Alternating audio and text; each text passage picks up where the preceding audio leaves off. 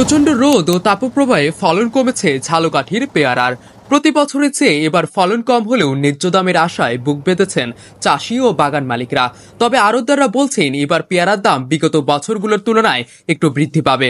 শুক্রবার ২৭ জুন ঝালকাঠির ভীমরলিতে বাগান ঘুরে দেখা যায় পেয়ারার পরিপক্ক হয়ে বাজারে আসতে আরো ১৫ দিন সময় লাগবে। ওই সময়ে পাইকারদের হাঁকডাক ও পর্যটকদের উপচে পড়া ভিড়ে মুখরিত হবে ঐতিহ্যবাহী পেয়ারার রাজ্য ও ভীমরলি গ্রামের ভাসমান পেয়ারার হাট। চাষিরা জানান এবার গাছগুলোতে দেরিতে ফুল এসেছে, বৃষ্টি না হওয়ায় সে ফুল অনেকটাই ঝরে পড়েছে।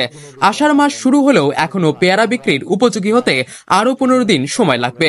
তাই বড় ধরনের ক্ষতির মুখে পড়ার আশঙ্কা করছেন কৃষকেরা।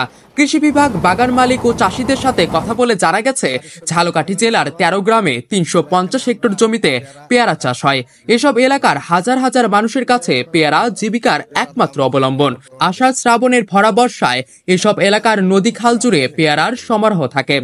তবে এই অঞ্চলে হিমাগার না থাকায় প্রতি বছরই নষ্ট হয়ে যায় মনকে মন পেয়ারা। বর্তমানে আমড়ার দাম চড়া থাকায় চাষিরা পেয়ারার থেকে আমড়া চাষে মনোযোগী হচ্ছে বলেও জানান অনেকে।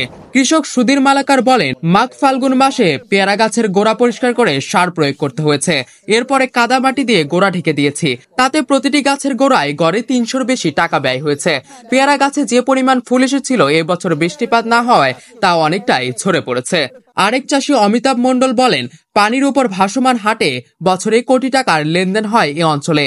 এবার পেয়ারার ফলন কম হওয়ায় পাইকার আগমন সহ সবকিছুতে একটা খারাপ প্রভাব পড়বে।